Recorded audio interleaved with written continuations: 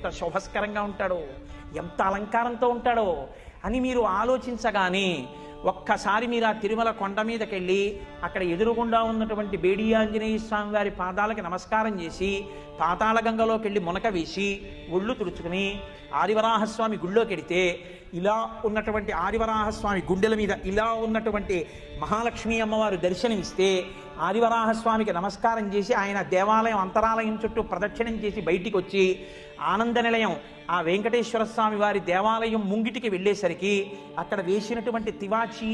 ఆ ఎదురుగుండా గడప దగ్గరున్న గొట్టం, దానికి ఉన్న కన్నాలు, అందులోంచి నీళ్లు, ఆ నీళ్లు మీ పాదాల్ని తమంత తాము కడిగేస్తే వంగి ఎర్రతివాచి కప్పిన గడప ముట్టుకుని అటూ ఇటూ కట్టిన అరటి చెట్లు, శంఖనిధి, పద్మనిధి, మీరు ఆ గడప దాటి ఇలా లోపలికి వెళ్ళి కుడి చేతి వైపు తలెత్తి చూస్తే కింద బొడిపితో ఒక పెద్ద గుణపం వేళ్లాడుతుంటే, ఓ ఇది పెట్టే కదా ఆనాడు అనంతాచార్యుల వారు వెంకటేశ్వర స్వామి వారిని కొట్టారు. అది గడ్డం మీద తగిలితే ఇప్పటికీ చందనం బొట్టు పెట్టుకుని, ఏమిటి వెంకటేశ్వర స్వామి వారు ఇక్కడ బొట్టు పెట్టుకుంటారని స్మరించినప్పుడల్లా అనంతాచార్యుల వారి పేరు తలుచుకుంటే వెంకటరమణుడు పొంగిపోతాడు కదా అని మీరు ఇలా ఓసారి ఆ గుణపాన్ని చూసి అటు ఇటు ఉన్న 2 అరుగుల్లాంటివి చూసి ఒక్కడుగు ముందుకేసి ఇలా ఎడం పక్కకి తల తిప్పితే వెంకటపతి రాయలు అచ్యుతరాయల వారు, ఆ అచ్యుతరాయల వారి పక్కన వరదరాజ అమ్మణ్ణి చూసి ఇలా కుడి పక్కకి తెల తిప్పి చూస్తే శ్రీకృష్ణదేవరాయల వారు, తిరుమలదేవి, చిన్నాదేవి ఇత్తడిది బుట్ట పెట్టినట్టుగా ఉన్నటువంటి కిరీటం టోపీ, తను బతికుండగానే వెంకటరమణుడి ముందు తన విగ్రహాలు పెట్టుకున్న కృష్ణదేవరాయల వారు, అది దాటి కొంచెం 2 అడుగులు ముందుకేసి ఇలా తలెత్తి చూస్తే ఎదురుగుండా పెద్ద రంగనాయకుల మంటపం, అక్కడే తులాభారం, ఓ పసిపిల్లని ఒక వేపు తక్కెట్లో పడుకోపెట్టి ఇంకో వేపు చిల్లర నాణాలు, పటికీ బెల్లం పెట్టి తులాభారం వేస్తుంటే, ఓ మహానుభావుడు ఎవరికి బిడ్డలనిచ్చాడో,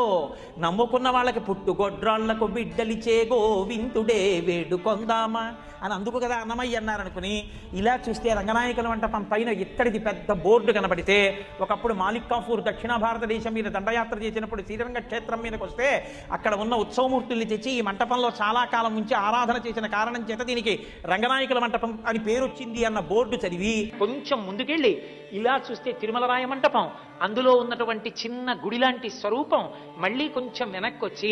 ఆ త్రాసు పక్క నుంచి అలా నడిచి వెడుతుంటే చతురస్రాకారంగా ఉన్నటువంటి ఆ బిళ్ళలలా ఉన్నటువంటి అమరిక, పూర్వం ఆ లోపల వాహనాలు ఉండేవి, ఆ రంగనాయకుల మంటపంలోకి చూస్తూ కుడి పక్కకి తిరిగి అక్కడ కూర్చుని డప్పు కొడుతున్న ఒక వ్యక్తిని చూసి ఇలా తల తిప్పి అక్కడ ఉన్నటువంటి రాజా టోడరమల్, పితాబి, మోహనాంగి ముగ్గురిని చూసి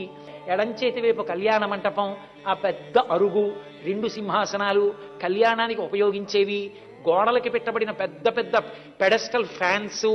ఇలా కొంచెం ముందుకి నడుస్తుంటే ఆ ఇత్తడి కవాటాలతో కూడుకున్న తడికలు, తెలియక పిల్లలు వాటిని ఇలా గిరికీలు తిప్పుతూ ఇలా తిప్పుతుంటే వస్తున్న చప్పుడు, జాగ్రత్తగా నడవకపోతే కొంచెం ఇరుగ్గా ఉండి ఎడంచేతి పక్కనే విడుతున్న ఎర్రటి రంగులో ఉన్న పెద్ద గ్యాస్ గొట్టం, దాన్ని దాటుతూ కొంచెం ముందుకెడితే ఎదురుగుండా ధ్వజస్తంభం, దాని ముందు బలిహరణ మంటపం, దాని మీద పెట్టబడిన అన్నం, ఆ మూల ఇంకొక బలిహరణ మంటపం, ఆ ధ్వజస్తంభానికి కట్టబడిన పెద్ద పెద్ద దర్భలు, అక్కడి నుంచి ఇలా పక్కకి తిరిగితే పెద్ద గడప, ఆ గడప దాటబోతుంటే ఎడంచేతి పక్కన ఉన్నటువంటి గోడలో ఈ మధ్యనే బయట పెడితే అద్దాల పేటిక లోపల ఉన్నటువంటి హాతీరాం బావాజీ పాచికలాడుతున్న దృశ్యం, ఇలా తలపైకెత్తి చూస్తే ఆ పైన 2 పైకప్పులు విడిపోయి ఆనందలయ విమానానికి సంబంధించినటువంటి ఆ పైకి వచ్చినటువంటి కట్టడం, మహానుభావుడు రంగనాయక స్వామి ఇలా పడుకుని బంగారు మూర్తి గాజుపేటికలో కనపడితే మీరు మెట్టు మించి కిందకి దిగి కొంతమంది వరదరాజస్వామికి చుట్టూ తిరిగి వస్తుంటే కొంతమంది వరదరాజస్వామికి ముందుకు వెళ్ళిపోతుంటే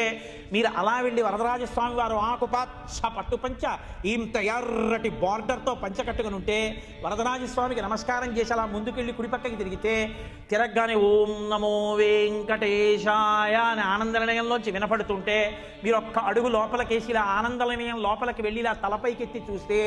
మెట్ట తామరాకులు ఎలా ఉంటాయో అలా తెల్లటి దీపాల గుత్తులకి ఆకులుండి మధ్యలో దీపాలు వెలుగుతుంటే పెద్ద దీపాల గుత్తు ఒకటి గోళీలతో తయారు చేసిన లాంటిది ఒకటి వేలాడుతుంటే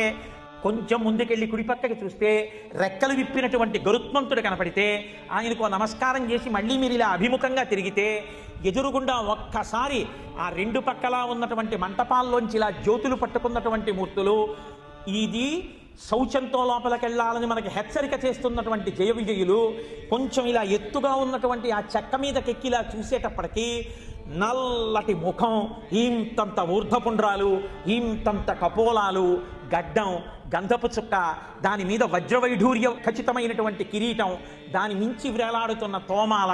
కుడి చేతిలో చక్రం, ఎడం చేతిలో శంఖం, అక్కడ వరకు కనపడేటప్పటికే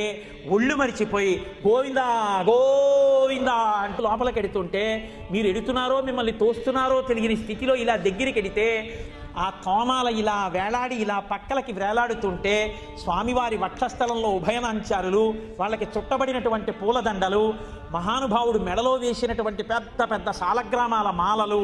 ఆ కడుపు, కొద్దిగా ఇలా వంగినటువంటి నడుము, దానికి పెట్టుకున్నటువంటి బ్రహ్మాండమైన వడ్డానం, దానికి ఉన్నటువంటి దశావతారాలు, అడ్డంగా పెట్టుకున్నటువంటి నందక ఖడ్గం, బలిష్టమైనటువంటి తొడలు,